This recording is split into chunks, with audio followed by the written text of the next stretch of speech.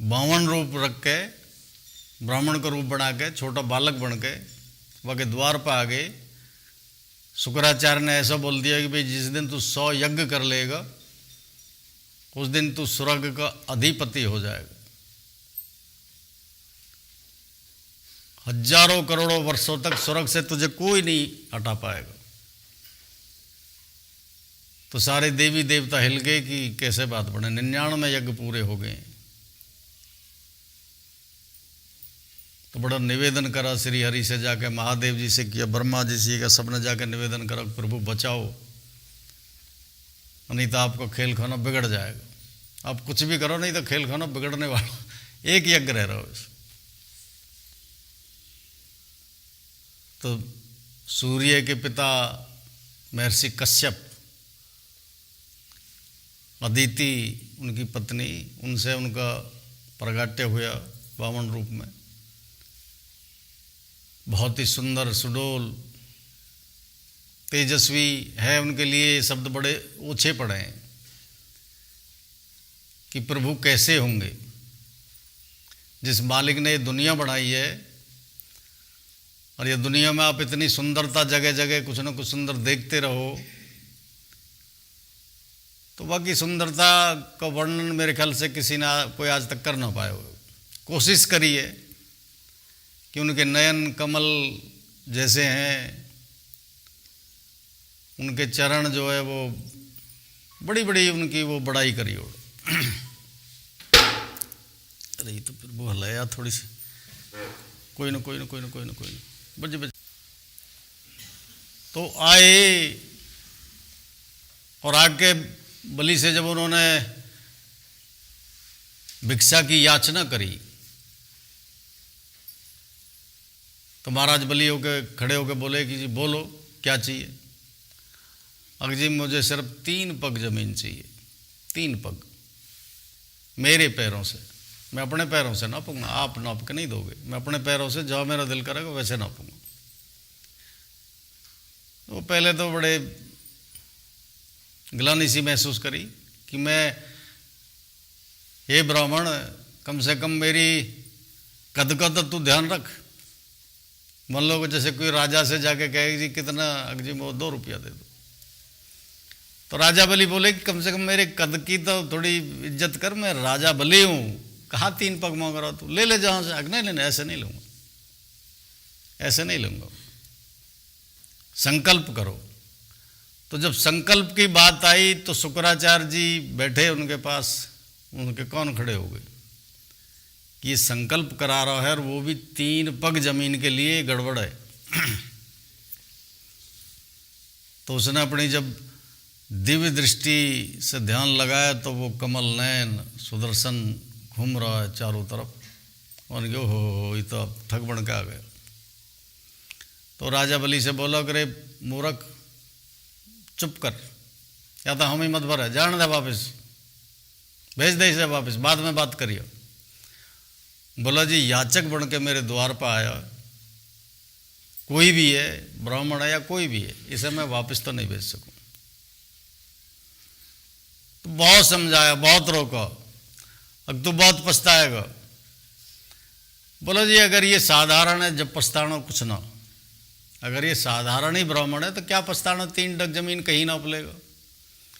और अगर 3 लोग का नाथ है तो फिर क्या पछताना। मैं इतना बड़ा होगा कि 3 लोग का स्वामी, जाके बाएं पैर के नख के ऊपर ब्रह्मांड की रचना है, वो मेरे द्वार पर खड़ा होकर भीख मांग रहा है 3, फिर क्या पछताना। अब तो गुरु की आज्ञा नहीं मान रहा, अगर इस आज्ञा नहीं मानूंगा, इस आज्ञा मैं नहीं मानूंगा। तो शुक्राचार्य जी ने बड़ी कोशिश करी, शुक्राचार्य से कमंडल लिया। तो शुक्राचार्य ने क्या किया कि अपना सूक्ष्म शरीर निकाल के मेंढक बना के, और वो जो पात्र जल का बाकी जो वो ऐसे एक नली सी हुई पहले गड़वा टाइप की, वो नली में घुस के बैठ गए। तो श्री हरि ने वो कमंडल लिया, उसमें से जल डालने लगा उसके ऊपर, हाथ में महाराज बलि के में कि भाई संकल्प कर। तो करे बार बार, जल निकले ही ना। फिर घुमाया तो जल ही ना निकल रहा, कैसे बात है, जल भरो, पात्र भर रहा पूरा, जल कैसे नहीं निकल रहा। तो यज्ञ तो हो ही रहा, वो कुसा अभी पड़ी ही, एक कुसा लेके उसकी जो पत्ती लंबी हुई कुसा की उस नली में डाल दी। तो नली में डाली तो मेंढक रूपी शुक्राचार्य जी की एक आँख में घुस गई। वो धर के चिल्लाया, वन कि एकदम बाहर निकला। बाहर निकलते ही जैसे वो स्थूल शरीर में आया तो यूँ हाथ रख लिया। वन की शुक्र है अभी एक में दिए, दूसरी फोड़ दी तो फिर दिक्कत हो जाएगी। बाहर निकल के खड़ा होगा, संकल्प करा दिया, मतलब तीनों लोग उसने 2 डिग में सारा कुछ नाप दिया। लेकिन राजा बलिए कोई संकोच ना हुआ, गुरु की आज्ञा के उल्लंघन करने पर उसे कोई संकोच ना हुआ। तो ऐसी जगह पे बताए कि गुरु की आज्ञा का विरोध, माँ बाप की आज्ञा का विरोध आप अधोगति में ना ले जा। कई बार कैसा संशय, मैंने कहीं इनसे सुना कि जी सत्संग में जो गुरु हैं वो तो बड़े भ्रष्ट हो गए हैं। देखो ये भ्रष्ट हैं और जो हैं वो दंड भोगेंगे, या जो ना भोग पाए वो भोग लेंगे। वहाँ बहन बेटी हम कैसे भेजें। पिछले सत्संग में भी मैंने बोला कि जी जो अपने माँ बाप, अपने बेटा बेटी है सुसंस्कार न दे, उससे बड़ा उनका दुश्मन कोई ना। जो अपने बच्चे है सुसंस्कार ना दे, और बेटी के लिए तो खासकर बताया कि बेटी के अंदर तो संस्कार कैसे ही भी कर, या वैज्ञानिक पढ़ाई के लिए समय दे पाए ना दे पावे, लेकिन संस्कार रूपी पढ़ाई तो जरूर करावे। क्योंकि कन्या का दान बहुत बड़ा दान बताया। हाल तो कोई भी दान जो है वो सभी बड़ा हुए, लेकिन दान जितना उत्तम होगा, जितना शुद्ध होगा,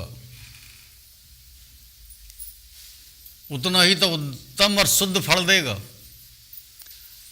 अगर दान आपने दूषित दान किसी दे दिया, कोई भिखारी आपसे पैसा मांग रहा है, जी बाबूजी 1 रुपया दे दो, और आप उसके हाथ में खोटा पैसा दे दो, तो वो आप बद्दुआ देगा, गाली देगा। तो ऐसे ही कन्यादान के लिए बोला कि कन्यादान अगर आप कर रहे हो, बहुत बड़ा दान है कन्यादान का, और कन्या में संस्कार अच्छे नहीं है, तो सुबह शाम जो किस्त आएंगी, इंस्टॉलमेंट आएंगी बद्दुआन की, वो आप कहीं का ना छोड़ेंगी। वो जो बद्दुआ रूपी इंस्टॉलमेंट आपके घर आपके लिए आती रहेगी, वो कहीं का ना छोड़ेगी आप। तो 2 जगह बताए कि उल्लंघन आप कर सको। प्रहलाद जी ने उल्लंघन किया माँ बाप का, महाराज बलि ने उल्लंघन करा गुरु का। लेकिन मैं आप बता रहा हूं कि माँ बाप का हाथ आपके ऊपर कभी उठ ना जाए। मतलब दुश्मन आप मार दे, पीट दे, हाथ पैर तोड़ दे, कोई फर्क ना, बात कोई बड़ी बात ना चले। और बॉर्डर पे जाके अगर कोई अपने देश की रक्षा के लिए अपने प्राणों ने भी त्याग दे, तो वो तो सस्ते में स्वर्ग में पहुंच जाए।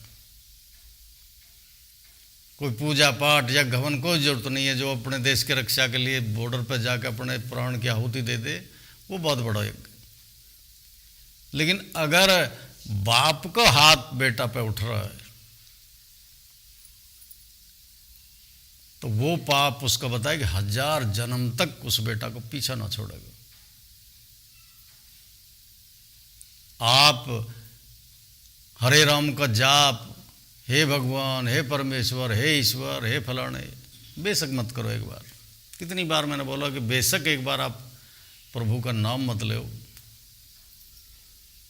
लेकिन ऐसा क्रियाक्रम न करो कि जिससे आपके माँ बाप आपसे ऐसा बोलें कि याते तो निपुते रह जाते जब बढ़िया है। हाथ भी ना उठाया, लेकिन